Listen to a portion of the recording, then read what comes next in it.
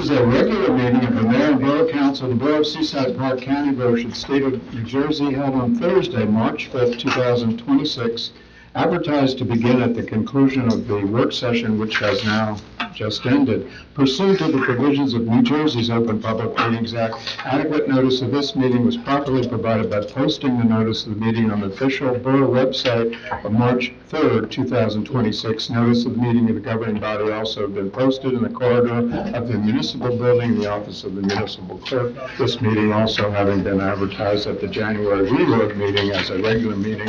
The purpose for the renotice requirement was as an added precaution in the event that there were more people that wanted to attend and were not permitted because of the building limitations, and that was not the case, but we did naturally, as the notice had to have gone out and did go out, we allowed it and are continuing to allow participation over the Zoom platform. That being said, there were a number of extra seats throughout the meeting at the beginning and throughout. That being said, I'll turn the floor over to our clerk for a roll call. Thank you, Mayor.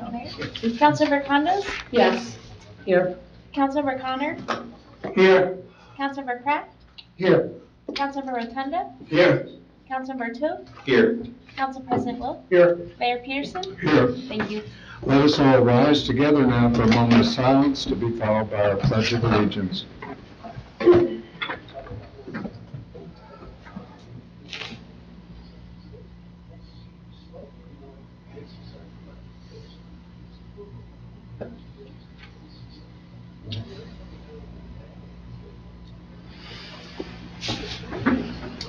I Pledge allegiance to the flag of the United States of America and to the republic for which it stands, one nation, under God, indivisible, with liberty and justice for all.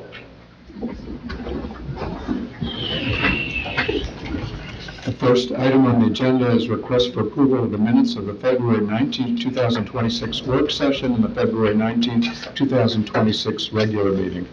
I'll make that motion. Motion by Council President Wilk. Second. Second by Councilmember Condos. Roll call. Council President Wilk? Yes. Councilmember Condos? Yes. Councilmember Connor? Yes. Councilmember Pratt? Here. Yes. Councilmember Rotunda? Yes. Councilmember Toop? Yes. Motion approved. Next, request for approval of the February 19, 2026 closed session minutes. Any comments from council? If not, a motion. I'll make the motion. Motion by Councilmember Connor. I'll second it. Second by Council President Wilk. Roll call. Councilmember Connor? Yes. Council President Wilk? Yes. Councilmember Condos? Yes. Councilmember Pratt? Yes. Councilmember Rotunda? Yes. Councilmember Toop? Yes. Motion approved. Next are the ordinances, and the first is final reading and adoption, ordinance 22608, amending chapter 200 entitled Development Regulations to create a residential inclusionary overlay zone.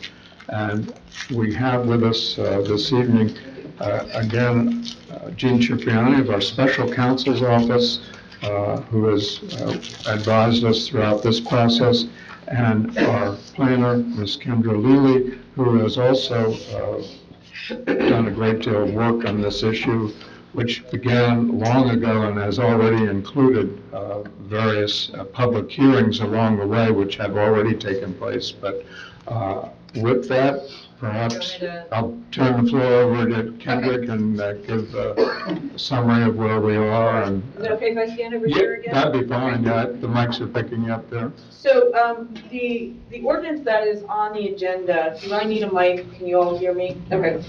Is an implementing ordinance of your housing element fair share plan. So I'm going to just give you a broad overview of affordable housing in 5 minutes. It's a 40-year history, and it's very complicated and comprehensive. Essentially, the Fair Housing Act was adopted in March of 2024. That Fair Housing Act was adopted by the state of New Jersey. The state of New Jersey requires that every municipality provide for a realistic opportunity to provide your fair share of affordable housing. With that Fair Housing Act, there was a number of units that was assigned to each municipality. And in Seaside Park, your obligation, which ranges from 1987, which is when the first Mount Laurel decision was placed, was put into place to 2035, the obligation is, let's see, 157 units. So the question always to me is, well, how do we possibly provide 157 units in a town that has zero to really no vacant land? And the answer to that is that the rules and regulations allow for a town like Seaside Park to do what's known as a vacant land analysis. When we do a vacant land analysis, we're able to reduce that obligation, and in this particular case, we reduced it to zero, meaning that you didn't have any vacant land that would support 157 units. Great, that sounds amazing, right? However, the rules basically say, while you can take your realistic development potential, the real units that you could possibly create, to zero, that doesn't mean that the rest of it goes away. You don't just erase 157 units. That's something called unmet need. You have to, by law, provide zoning that creates a realistic opportunity for affordable housing to occur in areas that may redevelop over the next 10 years. The Planning Board adopted a Housing Element and Fair Share Plan on May 19th, 2025. The Fair Housing Act, the state law required that all municipalities adopt their plans by June 30th. So you are in that time frame. I will say to you that we are in what's known as the fourth round. The fourth round runs from 2025 to 2035. As I just indicated, the Fair Housing Act was literally adopted right before the end of the third round and implemented and required extremely stringent timeframes to get things done. I would say that the Planning Board adopted the Housing Element Fair Share Plan. It went into something called the Affordable Housing Dispute Resolution Program. This program was led by 7 retired judges, and what's known as special adjudicators were assigned to each of these towns to what's called mediate. It was a mediation and negotiating arm of the court. And the purpose was that once these plans were submitted to the program, of which there are 400 and some odd towns that did that, anybody could challenge the plan. They could review the plan, make sure that it is or is not in compliance with the Fair Housing Act and the Mount Laurel Doctrine, which is the Affordable Housing Doctrine. And they were to provide their comments, their challenges by the end of August. We have one challenge from Fair Share Housing Center. Fair Share Housing Center is a nonprofit in the state of New Jersey. They are basically representing the interests of low and moderate income households in the state, and they challenge every single housing element that was submitted to the program. In this particular case, I would say it was a light challenge. They weren't necessarily challenging anything of substance, but they wanted to kind of have a seat at the table and be able to have some participation and make sure that the town did what they were supposed to do, which means that they were supposed to do certain things within a time frame. The main component of your plan is to meet this unmet need requirement. And so your unmet need for the fourth round, while your total unmet need was 157, that was from, again, 1987 through 2035. But the actual amount for 2025 to 2035 was, I think it was 18.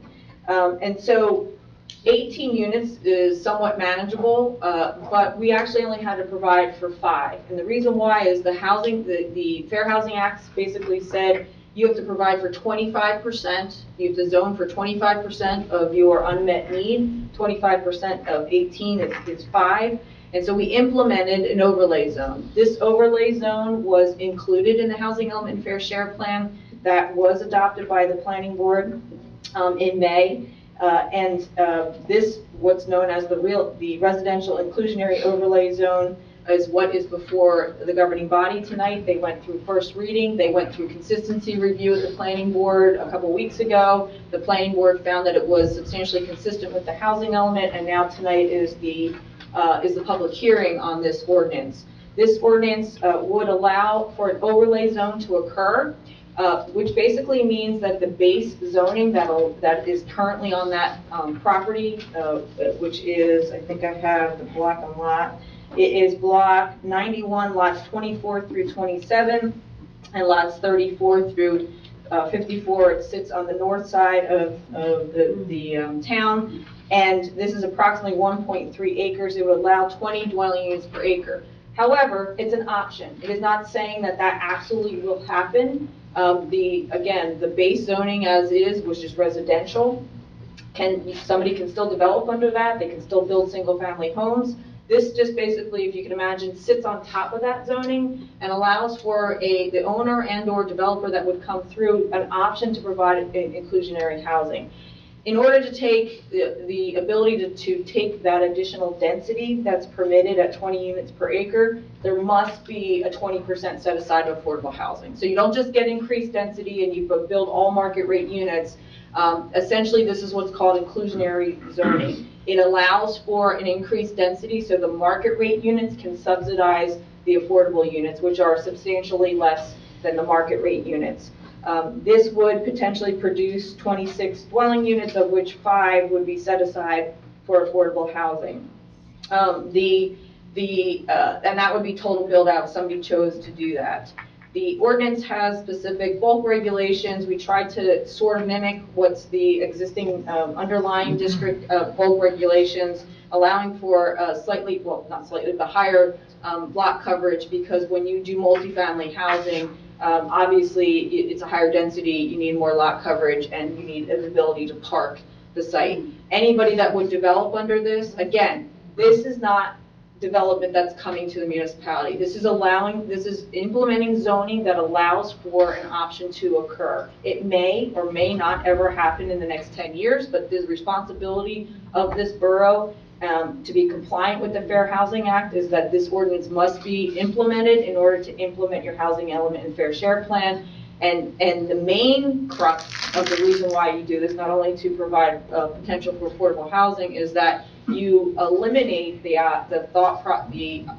risk of having a builder's remedy lawsuit, which basically means is that if you don't adopt a plan and you don't adopt this ordinance, a builder can come in and pick a piece of property and say, you know what, you haven't met your obligation for affordable housing. I'm going to build at 50 units an acre and I'm going to meet your entire obligation, potentially. And so it limits the risk of that happening. You control the destiny of your zoning, and this is one way that you do that, and that's implementing the zoning that would implement your housing element and fair share plan. So with that, Mayor, I can answer any questions that you may have. There's a second ordinance on. We can talk about that after you do the public hearing. The second ordinance is more administrative type of language that is not relevant as far as that specific zoning district. Thank you, Kendra. And they're all skipping ahead to the agenda for resolutions. There are some related ones as well. But I thank you for all your hard work, and thank the planning board, our special counsel, our town attorney, everyone, planning board attorney, everyone's worked hard for the better part of the year on this. Anything from council at this juncture? If not, anything from Gene, from your perspective?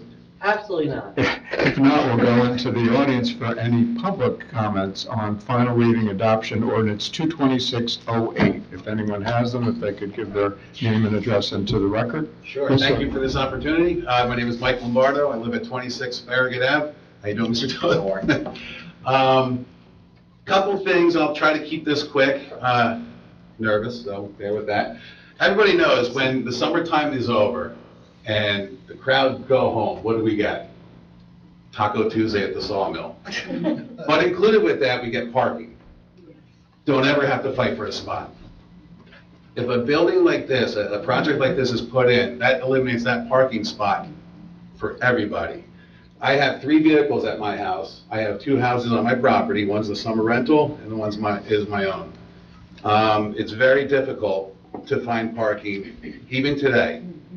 There are 5 handicap parking spots that are assigned to residents in front of my house alone, which is a great opportunity for people that need that. I'm not debating that, but it makes it difficult to find parking.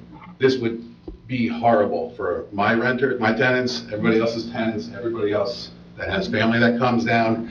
and you lose money, because if you can't park, people aren't gonna come. I think there are other opportunities. Desert Palms, just sitting there, waiting for something to go and be put in its place right there.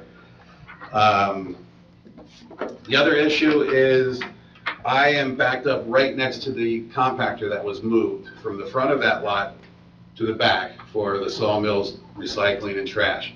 We hear it getting dumped every night. We hear it getting pulled by the sanitation department every morning. So if there's a building, a large structure there, that's all gonna echo back into our house. Not to mention the marijuana that's gonna come from that situation as well. I appreciate your time, and that's all I have for right now, but thank you very much. Thank you, sir. Thank you. Any other comments on the second reading, ordinance 22608?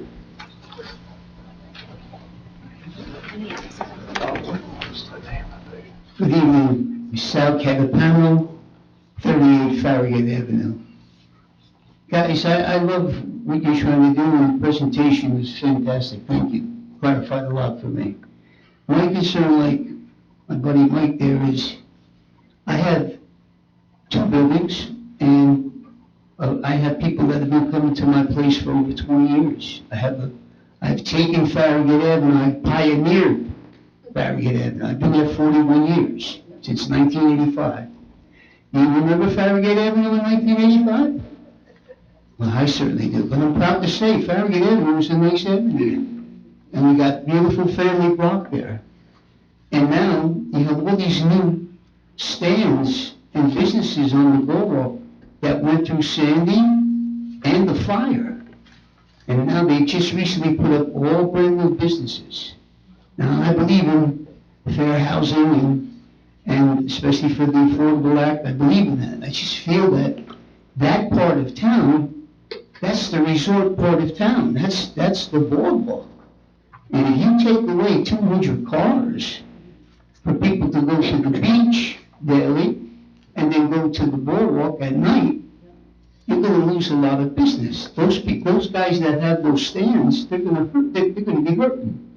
People that have come down and rent for years, if those stands aren't functioning right, or it's a little crazy to park, guess what? They might not come anymore. So this is what I'm facing, and so therefore, I say try to find another place, you know, frankly, to just put the building on. I mean, I just don't think it's a good idea to put it right on Ocean Avenue in front of the boardwalk. Thank you. Thank you, sir. Any other public comments? If not, we'll go into the Zoom platform. I know there's at least one comment. Oh, yes, the individual, I believe that had been very patient previously and wanted to make a comment and had written an email in. Is she still?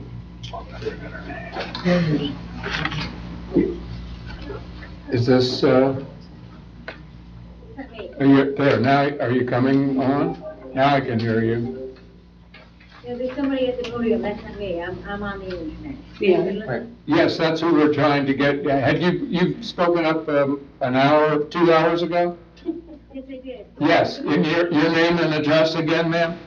Amy Herrick, 32 Porter. Amy Harris? Amy Herrick. Karen. Amy Herrick, 32 Porter. 32 Porter, yes. And your comment?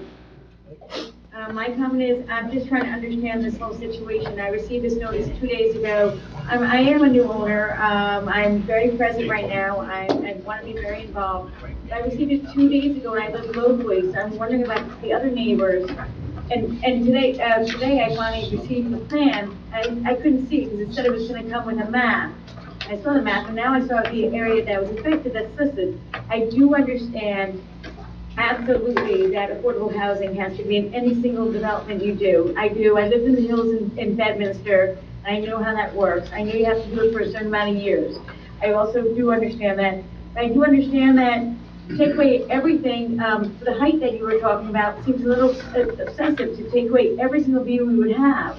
So, I mean, what was proposed in that situation seemed a little excessive to just build up everything So, I mean, I would like to live in that affordable housing too, where I'd be close to the beach. I mean, I don't know, I'm just trying to understand, but I think that we need a little more time here. As I said, I received a notice 2 days ago, and I spoke to someone yesterday, very nice, he's wonderful, and I'm not gonna say his name. And then today, I finally got a map, and I said, oh my God, that's like right next to me, and that's fine. But again, I think that I would be not averse to applying, having this affordable housing, but I think it should be a structure we should all decide together. And one last question. I mean, I know, we all know what we're talking about, the land. Has this already been, like, do they want to sell? I heard they did not when I bought in here. I know the Verizon building that is like, you know, right next to my house. They said they're never leaving. So, I mean, is this something that you know that they would actually agree to? Thank you. I'll turn that over to special counsel and Yeah, just two things on that comment, and hopefully I can be heard. One is, as Ms. Lilly said, this is an overlay zone. So the existing zoning remains in place. This provides another opportunity. That opportunity would have to be taken by the property owners. It's always within the control of the property owner if they make any application, if they go with the underlying zoning or with the overlay zoning. To the comment I believe I heard, I don't believe that there's any anticipation of any particular property being used, any owner who's selling or looking to take advantage of the overlay zoning at this point. So that is always going to be in the control of the property owner because it is an overlay and does not remove the existing zoning. And also on the question of time, I think it's important for the public as well as the governing body to be aware that under the legislation, in order to get the judgment of repose and have the protection from the builder's remedy, the ordinances must be adopted by March 15th.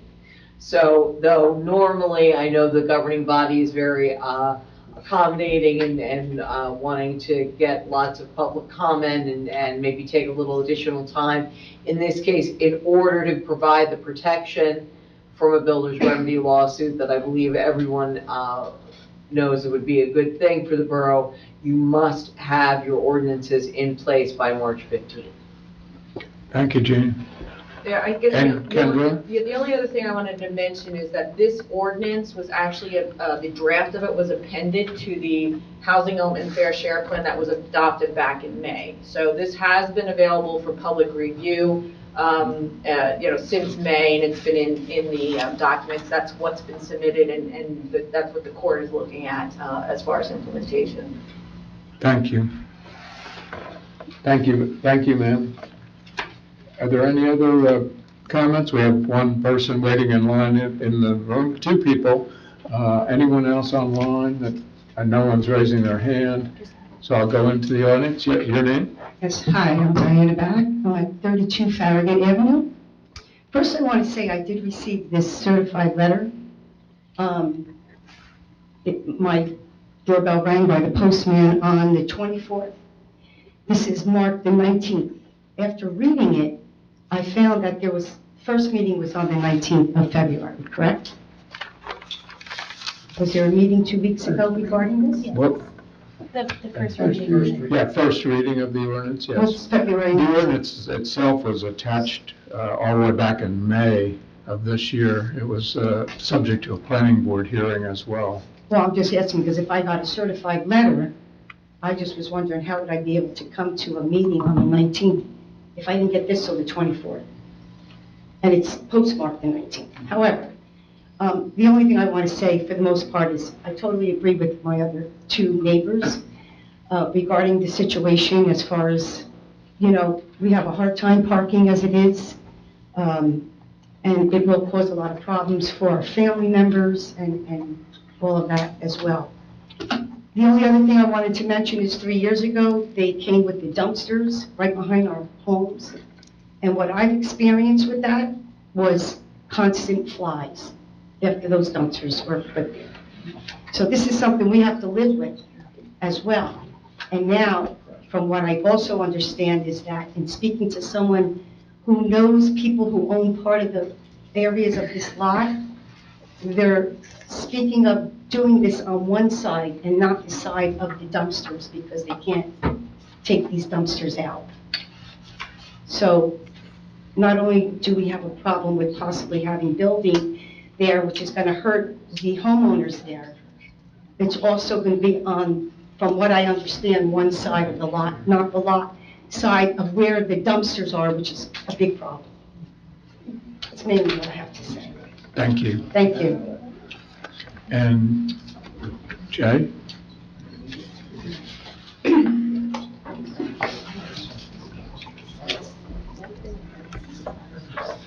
Couple of questions.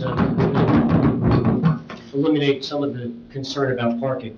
If I may address the question, if this development were to happen, there would be, or what off-street parking would be available for the units? So the ordinance requires that any development that would occur on this property has to meet the residential site improvement standards, which is the state law, and so all parking would have to occur on site. So there wouldn't be, theoretically, there would be more parking for this new development than exists generally, considering the existing pattern of development? Well, this particular development, if one were to come forward, has to provide for their own parking on their site. They would have to meet, again, the number of parking spaces per the bedroom count for the unit. Whatever that total is, they have to meet that. And so the idea behind that is that it would eliminate off-street parking requirements. So I'm not sure if I answered your question, but I don't know what the existing situation is with parking and what happens on this lot as it relates to the neighborhood. But the idea behind it is that there would not be overflow parking that would have to park on the street. Just a couple of other questions. The overlay area consists of what is now presently completely undeveloped, That's correct. and it's used as a parking lot, public. That's my understanding. And what is the size and square footage of the overlay area? It is 1.3 acres. So it's like, say, 90,000 square feet or something, is that? Yeah, that's right. And under the existing zoning, what's the maximum permitted density, and what would that translate into the number of units? So I would have to look that up. The existing density right now is R residential zone, but I'm not sure what it's based on minimum lot size, so I'd have to look that up as to what the minimum lot size is. That doesn't provide any comparison of what the change. 5,000 square feet. 5,000. So the current permitted uses are single-family dwellings on 5,000 square foot lots. That is correct. So this overlay would provide for a higher density. Is that also limited to single-family detached dwellings? No. If you. I didn't finish with you. Oh, sorry, go ahead. Or does it permit attached townhouse type or some sort of other multi-dwelling? Yes, so the only permitted use in the overlay zone is multifamily dwellings, which would include townhouses or apartments, not single family. But it wouldn't preclude single-family detached? You would the only way you could do single family detached is under the base zoning of the R district. You would not be able to do that as part of the inclusionary. And I think what I heard you say during your presentation was that this contemplates construction of up to 26 dwelling units, 5 of which would be affordable? Yes, if you were to maximize the density over the 1.3 acres, you would come up with a total of 26 dwelling units, of which 5 would be affordable. And those are, the 5 that are affordable, are they perpetually dedicated, or is it a 30-year? So if they were rentals, it would be a 40-year deed restriction, and if it was for sale units, let's say they were townhomes, it would be a 30-year deed restriction. And is it possible for you to do the quick calculation of, well, maybe I can do it in my head, is if it's roughly 90,000 square feet, 5,000 square foot minimum lot size? If it's 1.3 acres, it's not 90,000. Oh, It's 57,000 square feet. Wow. Thank you. So, just so people know, it's 43,560 square feet in an acre. Times 1.3 is 56,628. So it's roughly 11. You would have 11 homes potentially on that property. So this is essentially more than doubling the the permitted density from what's there. A little bit less than doubling, yes. Okay. Thank you. Thanks. Thank you, Jeff. Any other comments on second reading? And of course, the record should reflect the foresight of the governing body over the years. We have a comment again. This is, I'm sorry. Oh, I knew this, I'm not, yeah, the and your name again for the record, ma'am? Amy Herrick, 32 Quarter. Hi. It's a question. Yes. I mean, the question is, I know this, you're trying to entice us and make us feel like really good about this, but the question is, do we really have a choice in this matter? On the timing. That's it. I just want to know, we're trying to digest it. Do we really have a choice? Is this a decision, I just want to know. That's it. You can meet me now. The Open Public Meetings Act encourages and allows comments, not questions. So is that a rhetorical question? Do we have a choice? The state of New Jersey has mandated this upon each and every municipality in the state. So did the town have a choice?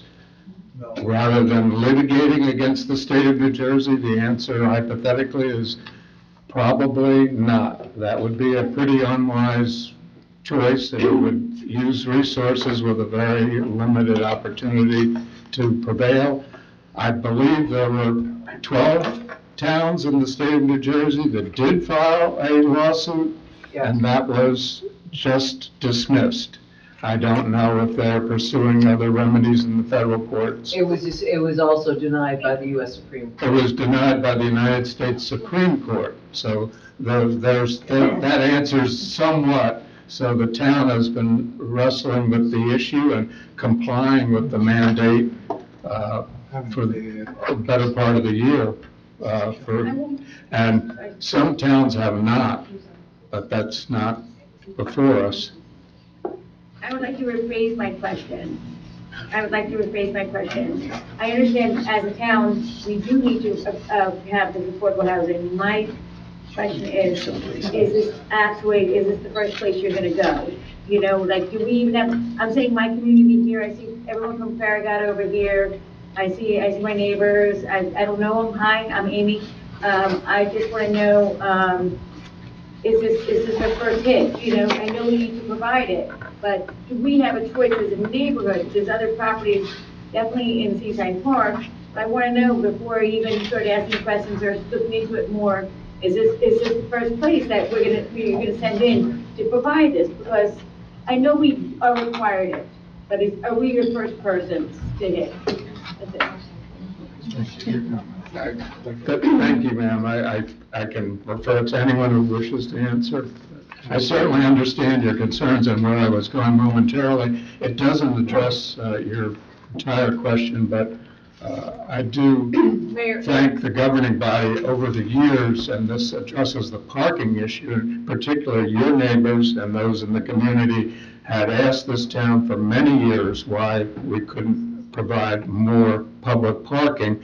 And that indeed is one of the public purposes for which the town had acted upon the property that had come up earlier in a different context, where the location of a former motel, the Desert Palm, and among the many public purposes being contemplated, and the reason indeed for the taking was public parking. And that's expected to occur on a portion of that particular lot.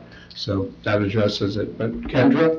Just to address the question, because this always comes up, why did you pick this area? What were the other alternatives that you looked at? So the law is very clear that when you are proposing overlay zoning to meet the unmet need, it has to be a property that may redevelop in the next 10 years. So when we started to look at properties in the in the borough, as we were putting together the housing element fair share plan, we looked at churches and that type of thing. And I will say that the Fair Share Housing Center has been very stringent as to what they believe parcels to redevelop. And unfortunately, the law doesn't necessarily even define that. So we were all kind of trying to figure out what that meant. When we look at a parcel that's vacant and parking is on it, it is a prime, in my opinion, from a planning perspective, it would be a prime spot where redevelop may occur over the next 10 years. And so that's why that particular parcel was chosen versus anything else in the borough. And in answer in part to the question, a number of different options were weighed very carefully, and that entailed the process that has been going on for this year. Any other public comments on the second reading? Hearing none, I'd close the public portion. I'd entertain a motion from the council for second reading ordinance 2608. I'll make that motion, Mayor. Motion by Council President Wilk, Second? second by Councilmember Rotunda. Roll call. Council President Wilk, Yes. Councilmember Rotunda, Yes. Councilmember Condos, Yes. Councilmember Connor, Yes. Councilmember Kraft, Yes. Councilmember Toth, Yes. motion approved. The next is the related ordinance spoken about moments ago. It's final reading and adoption ordinance 22609, establishing affordable housing and development fees.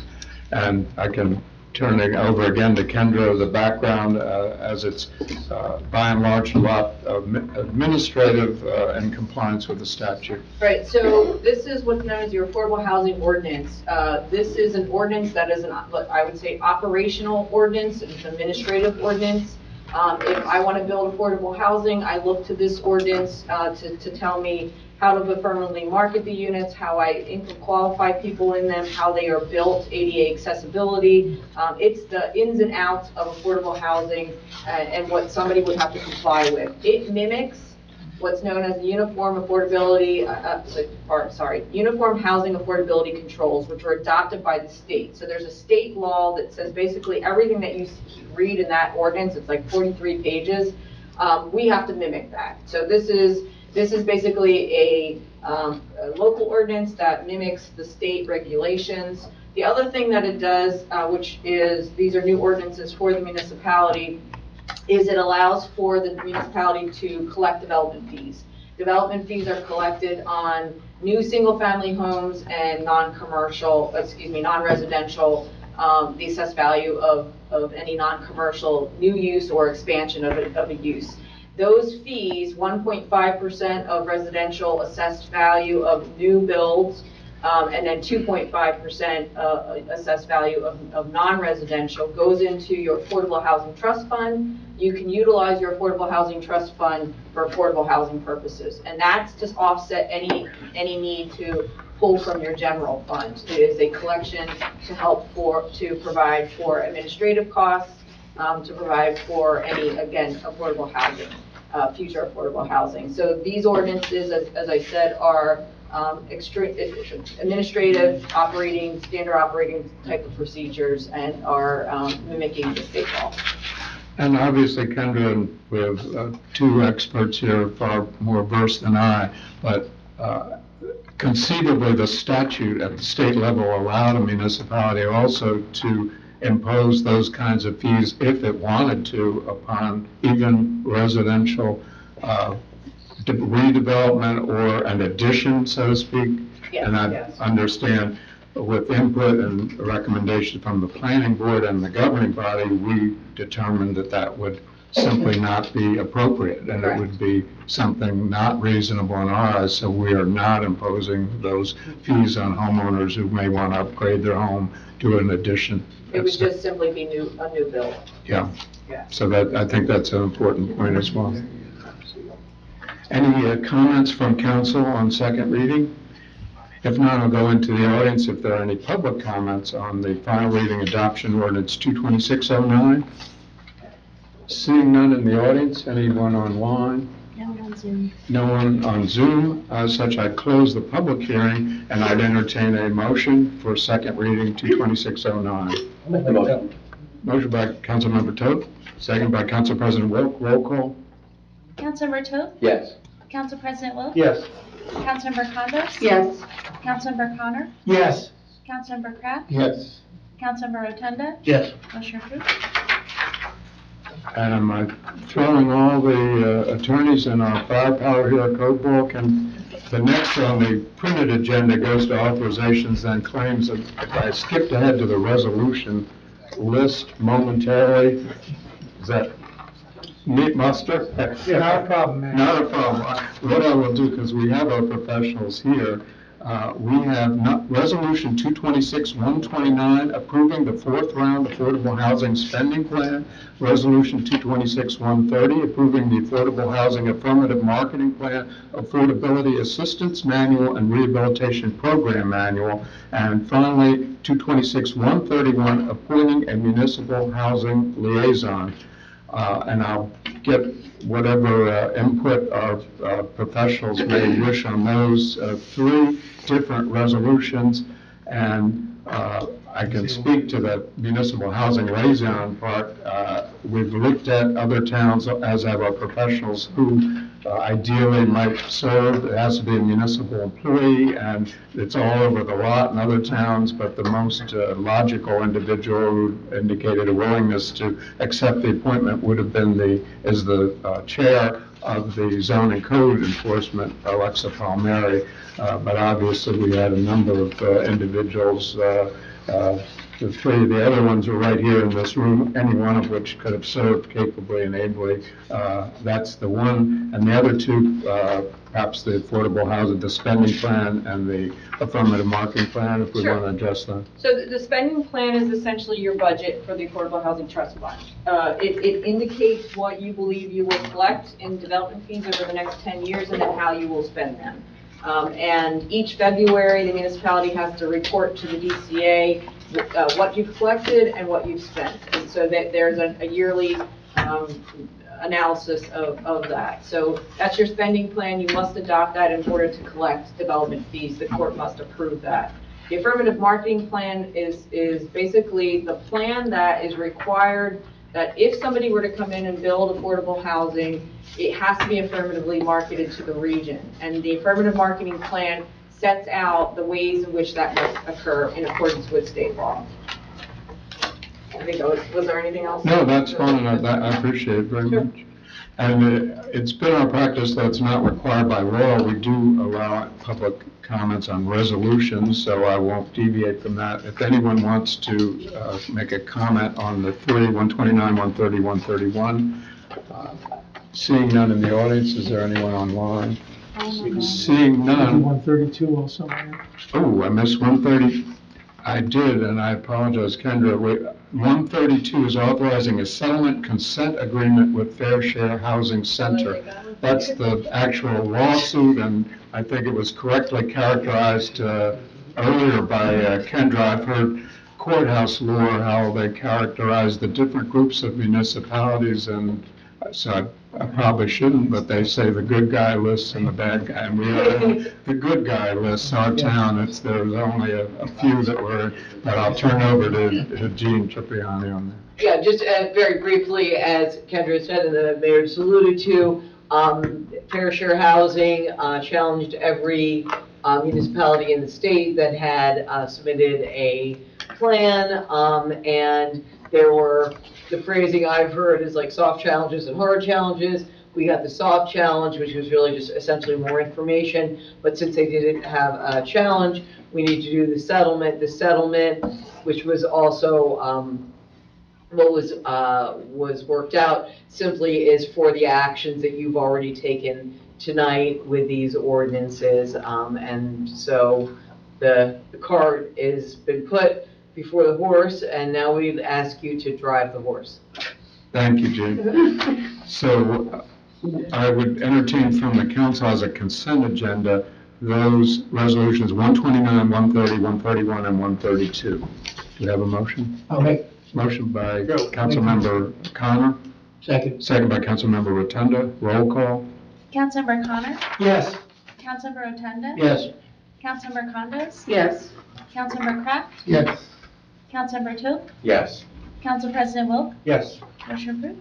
And we will thank and excuse certainly our special counsel and Kendra, our planner, and thank you for all your guidance, wisdom, and being here well after hours. We do apologize that it was very No worries, worthwhile. good to see everyone. Thank you.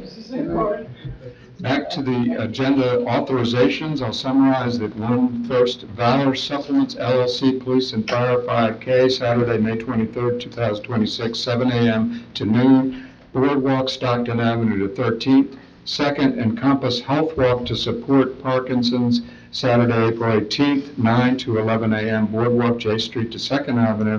And C, Seaside Park Summer Basketball League, Monday to Thursdays, June to August, 6 p.m. to 10 p.m., 13th Avenue Basketball Court. Any questions, comments from council, or if not, a motion? Item B does not name Seaside Park as additionally insured.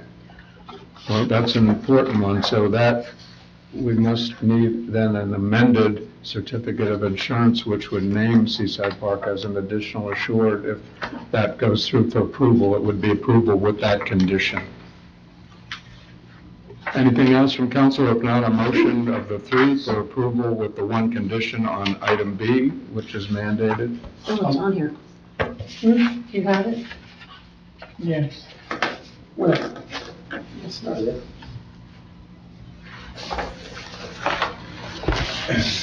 Correct me if I'm wrong, it has to say in the body.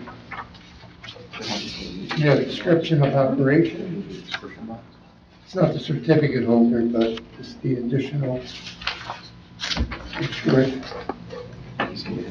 Right, Steve? There? No, Councilman Kraft is correct. The only name that says certificate holder, we should be also in the description of operations as an additional insured. So, Correct, well, I agree. Jenna will require that of them to file an amended. your list, Chairman. Just another job. I'll make the motion. Motion with that, item B then is condition, for the three. Motion by Councilmember Toth, Second. second by Councilmember Condos, roll call. Councilmember Toth, Yes. Councilmember Condos? Yes. Councilmember Connor? Yes. Councilmember Kraft? Yes. Councilmember Rotunda? Yes. Council President Wilk? Yes. Motion approved.